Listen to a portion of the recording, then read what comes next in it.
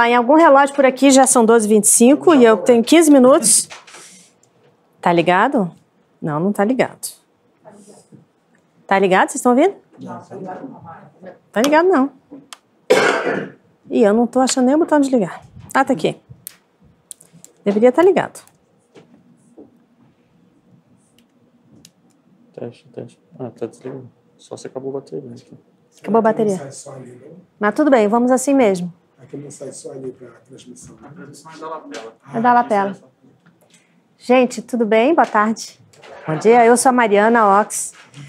Sou coordenadora do Educamídia, sou designer e jornalista de formação, sou formadora de professores e sou uma ativista da cultura digital na educação e da educação para a cultura digital, né?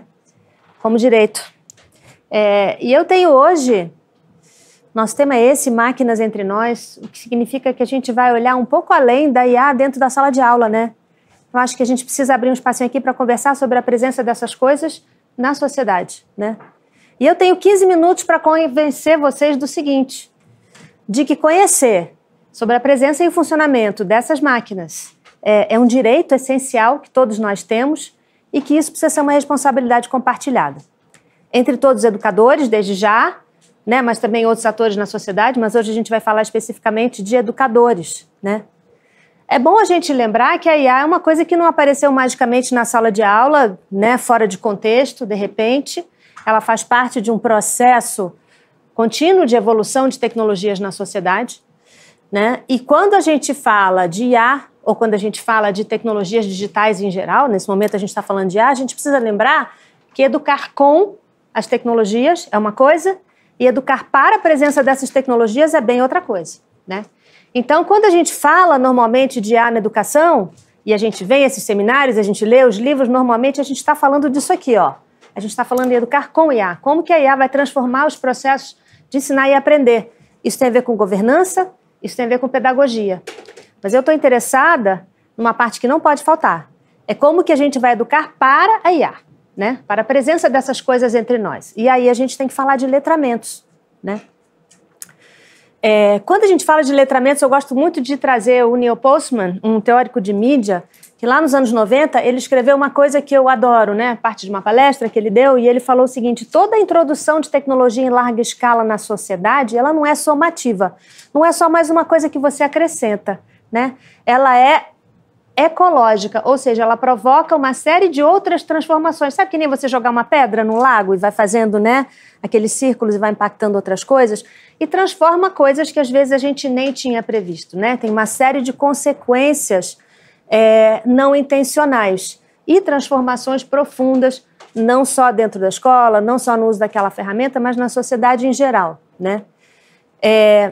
Então vamos dar um passinho para trás e vamos lembrar que quando a gente começa a digitalização e a internet começa a se popularizar, aquilo era uma grande esperança de democratização do acesso ao conhecimento, de democratização da informação, né? Todo mundo, de repente, pode ser produtor e consumidor de informação, a gente vai democratizar o acesso, a gente vai abrir espaços para que todo mundo possa se expressar e conhecer outros pontos de vista, né?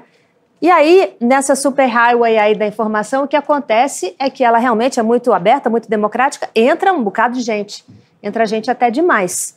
E a gente começa a ter um engarrafamento, né? A gente começa a ter, com essa pulverização da autoria, né? Esses conteúdos que muita gente coloca a mão, que remixa, todo mundo pode publicar o que quiser, com intenções diversas. A gente começa a ter excesso de informação, poluição informacional, manipulação, porque afinal de contas estamos falando de humanos, né? E suas emoções imperfeitas. A gente começa a ter atores maliciosos, fake news, desinformação, né? E até uma quebra de confiança nos sistemas que a gente até então, né, instituiu, que eram os sistemas peritos, que tinham métodos e que tinham autoridade para nos dizer o que era confiável, o que era verdade. A ciência, a academia, né, o jornalismo. E aí tem esse termo que eu adoro, que é infocalipse, né, que é um termo do Aviv Ovadia, um pesquisador de Colômbia, só que agora a gente está numa outra fase. Agora a gente está na fase em que a gente começa a ter influência de atores não humanos nesse processo, né? E aí a gente começa a ver fenômenos como plataformização, dataficação, coleta dos dados para capturar os nossos comportamentos a serviço do interesse de algumas poucas empresas globais, o domínio das big techs, né? E a chegada de uma coisa que eu vou chamar de mídia sintética, conteúdo produzido por máquinas, né? Como é que a gente vai lidar com isso, né? O que a gente precisa saber para lidar com isso? Agora a gente está falando realmente da presença de máquinas entre nós. O pobre do Neil Postman, né, ia ficar espantado se ele voltasse aqui, de ver quantas coisas a gente tem que conviver, com quantas coisas a gente convive no nosso ambiente de informação, que são, em grande medida, decorrência da presença de inteligência de máquina, né? E aqui eu não estou falando só das generativas, eu estou falando das IAs preditivas, né? Os algoritmos de personalização, de seleção, estou falando das IAs generativas. Mas olha quantas coisas, o que envolve ser letrado nesse ambiente, o que envolve ter a literacia adequada para entender o que acontece nos ambientes digitais com o nosso acesso a informações, né? Com os nossos processos de aprender, de encontrar conhecimento, com os nossos ambientes de sociabilidade, de relacionamento. Né? A gente tem aí uma série de fenômenos que a gente tem que aprender a lidar. Né? Então, como é que isso tudo impacta o que a gente hoje chama de educação digital e midiática? De que letramentos a gente vai precisar, né, para lidar com tudo isso? A gente começa a ver essa possibilidade da IA generativa. Eu vou mostrar para vocês algumas das perguntas que a gente precisa se fazer e algumas coisas que a gente está encontrando por aí. Isso aqui é um experimento, quem me conhece sabe que já é muito famoso, eu mostro isso muitas vezes. Em determinado momento eu pedi para professores da minha rede usarem um prompt, esse aqui, sem modificações, gere uma imagem de uma pessoa brasileira de origem indígena, para gerar essas imagens. Isso foi no ano passado. Primeiro a gente tem esses jovens aqui, seminus, bonitos, com cara de atores da novela, né, moradores do Leblon, frequentadores de bloquinho do Rio de Janeiro. Depois a gente tem essas pessoas aqui que são de não sei qual país, genérico, indefinido, talvez eles tenham ido no Burning Man, talvez eles tenham fugido de Wakanda. E finalmente os professores já muito nervosos, eu deixo eles mexerem no prompt e aí eles conseguem gerar isso aqui, né? Ainda assim, pessoas que são representadas de uma forma estereotipada, né, que precisam existir apenas num lugar pré-determinado, com as suas pinturas rituais ali dentro da floresta. Não tem outro lugar na nossa sociedade que não esse. O que a IA não vai gerar, né, para mim, de jeito nenhum, são essas pessoas reais aí que eu fui pesquisar na internet. Né? Fernanda é advogada, designer Dayana e Miriam, a primeira cirurgiã cardíaca indígena do Brasil. Ela mora em Brasília. Então, a gente precisa tomar muito cuidado, né, com essa facilidade de gerar coisas a partir de um ponto de vista de horizontes de bancos de conhecimento muito limitados, né? E aí a gente precisa lidar com o fato de que essas meninas, essas crianças já estão usando essas coisas de maneiras que a gente não ensinou e que a gente não está controlando. Né? Então, acessar conhecimento, como é que a gente acessa conhecimento, como é que a gente pesquisa informações, como é que a gente encontra coisas que impactam, afinal de contas, a nossa visão de mundo, né? O resultado de uma busca impacta a nossa visão de mundo. Não é tão simples assim. Primeiro que eles não estão indo buscar no buscador, né? Eles estão pesquisando no TikTok, estão indo no ChatGPT, não é para demonizar esses ambientes, mas é para fazê-los entender o que é o uso adequado de cada um. Né? E quando eles vão para o TikTok, por exemplo, que eles acham legal, porque tem alguém mostrando como funciona, que lugar é aquele, que produto é aquele, eles também não têm a consciência de entender, primeiro, por que aquele conteúdo apareceu para eles, né? Segundo, se aquela pessoa que eles estão seguindo ou que está mostrando aquilo tem muita audiência porque de fato é um especialista em alguma coisa, ou se tem muita audiência porque é só engraçado, tem carisma, são coisas completamente diferentes, né? O que é essa economia da atenção, o que está sendo privilegiado. O que eles estão indo é para conveniência. O que eles estão deixando para trás é a criticidade. Mas não são só eles que estão fazendo essa escolha sozinhos, né? A gente está num ambiente que também está promovendo essa conveniência acima de outros interesses. Então, quando a gente começa a encontrar uma visão geral gerada por IA num mecanismo de busca, né, que é uma coisa que a gente não necessariamente pediu e também não pode desligar, o que a gente está deixando de ter? A gente está deixando de ter essa fricção, o Guilherme hoje falou disso, né? Essa fricção que caracteriza o processo de descoberta e de aprendizado. É muito conveniente, né? E também tem um ar de autoridade absoluta. Tem uma coisa que é o paradoxo da confiabilidade, né? Isso é um amálgama de informações que vem da gente não sabe aonde, né? Porque, claro, que um cara de 16 anos não vai clicar nesse linkzinho aí para saber de onde que veio esse negócio, né? E tem um autor que eu gosto muito, eu até coloquei a matéria que eu escrevi ali sobre ele, o artigo, que ele fala o seguinte: quando a gente toma por verdade um amálgama de informações juntado por uma máquina com base em frequência, popularidade, né, uma coisa mediana, né, com referenciais que a gente não sabe qual é e a gente toma isso por verdade, a gente está substituindo, na verdade, o conhecimento por crença. É o que a gente está fazendo, né? E o fato de que essas coisas estão onipresentes, né, e muito naturalizadas, estão começando a contribuir para a gente invisibilizar essa presença dessas máquinas que são, afinal de contas, geridas por decisões e escolhas humanas, né? E a gente não pode perder isso de vista. O que está acontecendo agora é que a gente está correndo sério risco de naturalizar essas coisas a tal ponto que a gente perde de vista o fato de que tem escolhas ali feitas intencionalmente. Escolhas essas que deixam algumas coisas de fora, algumas visões de mundo de fora, algumas culturas de fora, né, algumas cosmologias de fora, alguns grupos sociais de fora, né? Então, a gente precisa falar sobre essas coisas. É claro que a IA não inventou, né, grande parte dos nossos problemas, mas tem o potencial de ampliar várias coisas que a gente já vinha enfrentando. Então, por exemplo, violência de gênero. A gente agora tem Deep Nudes, tem uma categoria que é violência de gênero facilitada por tecnologias digitais. A ONU tem essa categoria, né? Por que toda assistente de IA precisa ser mais um elemento de pressão estética para as meninas? São todas magrinhas, com cintura, decote, né? Meio sexy, meio convidativas, assim, dando essa piscadinha. Isso aí é um estudo que alguém fez para a Samsung, não foi lançado, graças a Deus. Se as adolescentes já tinham questões de autoimagem, como é que ficam essas questões de autoimagem quando a gente tem agora influenciadoras perfeitas geradas por IA, né? Com padrões estéticos, com padrões de corpo, né? E se a gente já tinha propaganda e conspirações, como é que fica agora que as pessoas podem criar imagens muito convincentes, geradas com inteligência artificial? Então, manipulação política, fora a questão dos companheiros de IA, né? E da captura de dados sensíveis de crianças e adolescentes, até por coisas que não tem nem mais em telas, né? Que são os brinquedos que vêm com IA embutida. Como é que a gente está criando consciência e percepção e uma postura mais intencional e crítica frente a todas essas coisas? A gente tem dilemas novos, né?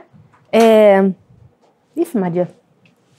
Isso aqui é aquela famosa imagem do Papa que eu dei uma melhoradinha, mas, gente, a gente não pode chamar tudo de deepfake, né? O deepfake tem que ser uma coisa que tem intenção de enganar. Isso aqui é uma outra categoria. Mas será que ela passa a ser um fake se alguém alegar que ela for verdadeira, né? Isso pode ofender, isso pode causar prejuízo. Quem é responsável de quem são os direitos dessa imagem, né? De quem é a responsabilidade? Tem coisas que a gente tem que aprender a perguntar. A gente está vendo um sério movimento de apagamento cultural e de padronização estética com essa proliferação de ferramentas que geram coisas que são todas muito iguais, né? Por uma média de um rosto, né? E a gente está vendo uma IA que traz até o seu próprio risco existencial, né? Com a questão do SLOP. A gente tem problemas de poluição informacional, de quebra da integridade da informação de várias maneiras. Primeiro, pela proliferação de conteúdos inexatos, medíocres, né? Erros que voltam a retroalimentar as bases de dados, né? Causando um problema exponencial e até mesmo coisas que são criadas intencionalmente para enganar ou para manipular, né? Então, qual é o nosso lugar ali enquanto educadores, né? A gente já falou isso hoje muitas vezes aqui. Entre o tecnofetichismo, vamos colocar a IA em tudo imediatamente porque é a ferramenta do momento, e a tecnofobia, vou manter isso fora da minha sala de aula, né? A nossa posição tem que ser essa daqui. Educar é proporcionar uma exploração crítica e emancipatória. Um termo muito freiriano, né? Mas a Tessa Jones, que é uma teórica de mídia também, ela fala isso. Espiral do empoderamento é um processo problematizador contínuo, desde a infância, né? Voltado para a emancipação dos sujeitos nesses ambientes sociotécnicos, o tempo todo. Mão na massa, exploração, intencional e exploratória, né? Então, como é que a gente pode tornar visíveis, né? Que currículos, que letramentos, que práticas pedagógicas ajudam a gente a tornar visíveis essas forças sociais, econômicas e tecnológicas que moldam nosso acesso à informação, né? Nossas dinâmicas sociais. Como é que a gente vai manter uma postura crítica, manter a nossa autonomia enquanto autores e criadores, né? Manter a nossa autonomia de fazer escolhas no ambiente informacional, né? E principalmente quem pode ensinar, onde a gente põe isso? Em que disciplina? Como a gente está falando aqui da parte de regulação, ela vai me dizer que eu tenho 5 minutos. Como a gente está falando aqui da parte de regulação, vamos olhar para o que as normas brasileiras dizem e nos oferecem de possibilidades, tá? Isso aqui é a estrutura da NCC Computação, né? E ela reconhece nesse cantinho verde aqui da cultura digital, porque veja bem, essa parte aqui de pensamento computacional e mundo digital, ela é mais técnica, mais especializada. Provavelmente ela vai precisar de professores da área, né? Às vezes não. A gente está vendo experimentos que não. Mas essa parte aqui de cultura digital, ela é maravilhosa porque ela nos dá a possibilidade de explorar todas essas coisas, mas ela traz um problema, ela é muito interdisciplinar. Né? O pessoal da área de computação não tem essa experiência de trabalhar letramento de mídia, né? Estudos da internet, estudos culturais, estudos sociais. Como é que a gente vai fazer essa mistura e vice-versa? Né? Então, como é que essas disciplinas podem dialogar? Que recursos e que currículos podem apoiar isso? Aonde que a gente vai integrar essas demandas? De quem é a responsabilidade de ensinar sobre isso? Né? Como é que a gente pode trazer estratégias para que professores de qualquer disciplina possam se apropriar desses temas, né? E colocar isso de uma forma situada no contexto da disciplina? Eu gosto muito de uma fala do Leon Furs, aquele educador australiano, que ele fala o seguinte: tem essas conversas onde elas realmente importam, né? Situadas no contexto da sua disciplina, dos problemas que você quer resolver, né? As normas estão nos ajudando, né? E estão muito no estado da arte. Eu estou muito contente com o que vem aparecendo na legislação brasileira sobre isso, né? A Unesco já fala que é um direito ser educado sobre a presença e o funcionamento dessas coisas, né? Principalmente no que diz respeito à justiça social, porque, afinal de contas, elas estão embarcadas em coisas que impactam nosso acesso a serviço, né? Processos de justiça, serviços públicos. A Estratégia Brasileira de Educação Midiática de 2023, ela inclui o letramento algorítmico e de IA no campo da educação midiática, né? E o MEC descreve a educação digital e midiática nas diretrizes recentes como transversal, interdisciplinar e progressivo, incluindo um olhar para as tecnologias inteligentes, algorítmicas, preditivas e generativas, né? A educação midiática já tem um campo preparado para absorver essas demandas. Porque aqui a gente fala que participar da sociedade digitalizada, conectada, plataformizada, envolve saber ler, escrever e participar desse ambiente com todas essas habilidades. Isso está previsto nas normas da educação, tem estratégias pedagógicas conhecidas, é um campo que existe há 50 anos. E é claro que é ótimo se a gente tem a oportunidade de ter uma disciplina específica para trabalhar IA. Mas isso é muito difícil de acontecer, né? Ou no contexto de uma educação privada, ou num contexto, que é o caso do Piauí, de uma educação em tempo integral, tecnológica, são contextos muito específicos. No dia a dia, para a maior parte das escolas, a gente tem que encontrar maneiras de trazer isso para dentro do nosso currículo, né? E aqui a gente tem uma belíssima oportunidade, né? O que a gente está chamando de letramento algorítmico? Saber perceber a existência dessas tecnologias, né? Saber onde elas estão atuando, ter o conhecimento de como elas funcionam e poder se apropriar criticamente delas. Como que a gente vai fazer isso? Proporcionando aos estudantes experiências situadas no contexto da nossa disciplina, do conteúdo que a gente está estudando, né? Para que faça sentido, ou no contexto da vida cotidiana, com a possibilidade de colocar a mão na massa, sim, gente, tem que ser exploratório. A gente tem que poder abrir as coisas para ver como elas funcionam, a gente tem que poder experimentar. Mas, é claro, numa situação mediada por um professor com uma intencionalidade pedagógica, com um propósito específico, né? E vamos usar a pedagogia de perguntas, que é o cerne da educação midiática, do letramento midiático crítico, né? O que eu não estou vendo aqui? Quem se beneficia? Quem pode ser prejudicado? Que consequências não intencionais isso aí pode ter, né? E aí a gente vai desenvolver uma fluência digital que é mais crítica para o consumo, para a produção e para a participação nos ambientes algorítmicos em gerais e para o uso das inteligências artificiais em particular.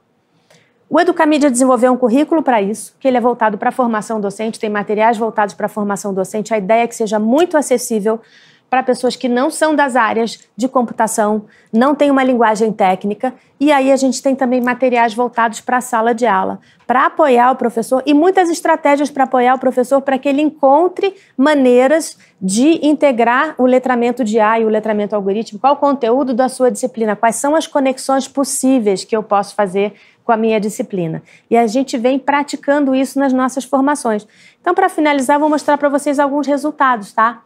Esse aqui já é um clássico, uma professora de espanhol do 6º ano, né, que tinha que ilustrar, tinha que fazer um trabalho sobre Don Quixote para uma mostra, e ela usou IA, os alunos usaram IA para ilustrar Don Quixote e Sancho Panza, colocaram um trecho do texto, a IA bloqueou alguns termos que considerou ofensivos, gorducho, gordinflón, rechoncho, né?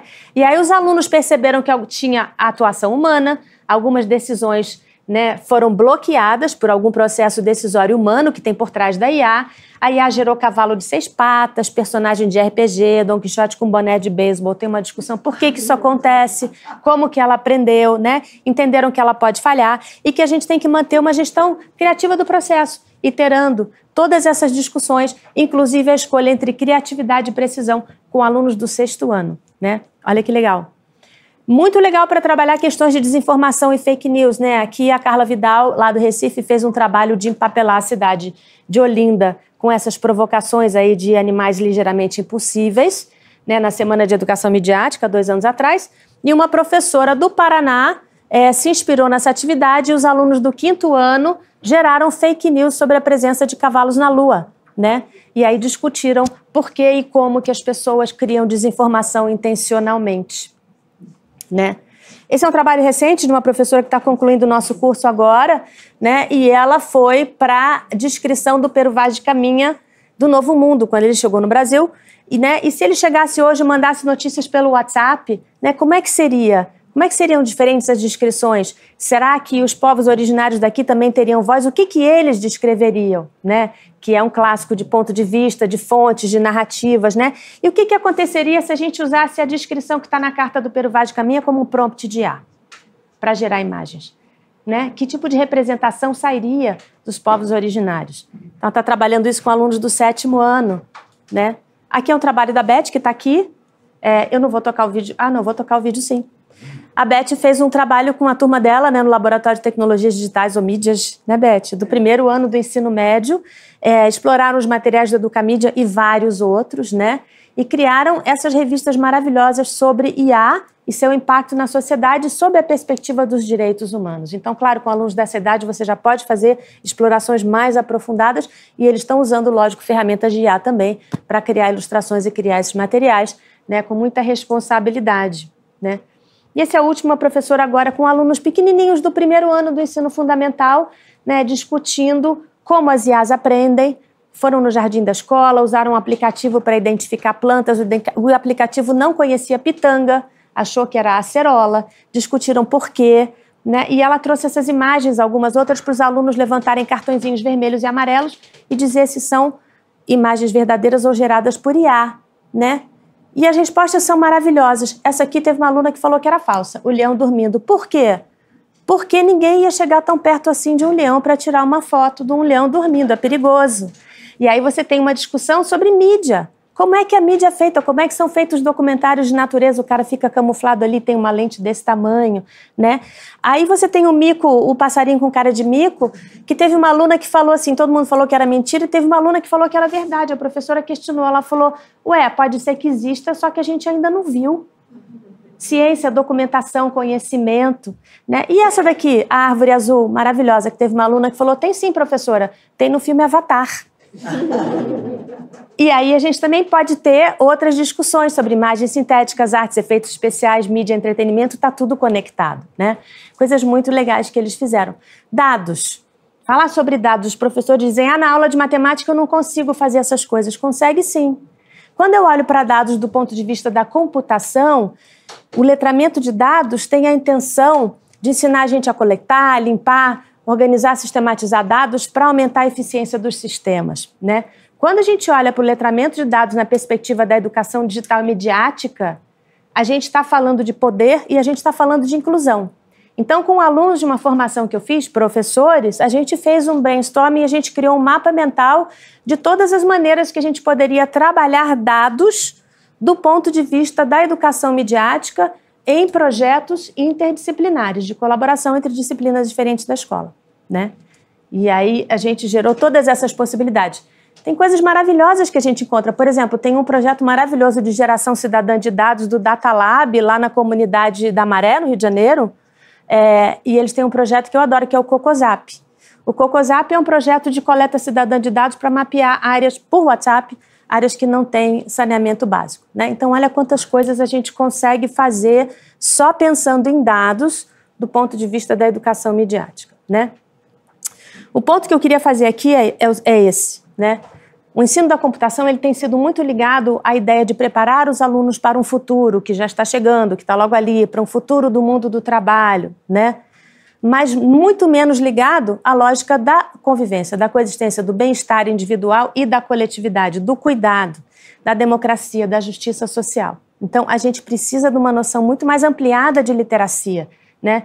Que entenda a computação nesse sentido também, né? E que olhe para a possibilidade de a gente desenvolver uma fluência digital que não é só técnica, que é crítica e que é cidadã. E aí a gente precisa entender essa dinâmica muito mais complexa que envolve não só as ferramentas, mas todas as estruturas sociais, políticas, econômicas, culturais e técnicas nas quais elas estão inseridas. E aí a gente traz o nosso convidadíssimo especial, que aparece sempre, né, para dizer que tornar essas interações que estão sendo cada vez mais invisibilizadas, né, visíveis, trazê-las à tona, é um processo emancipatório, né? Promove a verdadeira inclusão digital e a emancipação técnica dos nossos jovens, dos nossos futuros adultos, né? É claro que o Paulo Freire não falou isso, foi um Paulo Freire de ChatGPT, mas eu coloco aqui o disclaimer porque eu acho que ele poderia ter falado, se ele aqui estivesse. Eu deixo para vocês um presentinho, né, que é essa publicaçãozinha de bolso, Educação Midiática e Inteligência Artificial no Bolso, que explica essa conexão entre educação midiática e inteligência artificial e também as perguntas críticas que a gente pode fazer dentro dos eixos ler, escrever e participar no nosso currículo de habilidades da educação midiática. Aqui o meu contato, eu sou Mariox nas redes, eu convido vocês a conhecerem o Educamídia, todos os materiais do Educamídia são gratuitos e abertos, assim como todas as nossas formações, tá? Sigam a gente nas redes, @Educamídia, para saber o que está acontecendo. E esse currículo todo de letramento de IA, com o recorte da educação midiática, está lá aberto e disponível para quem quiser usar. Obrigada, gente.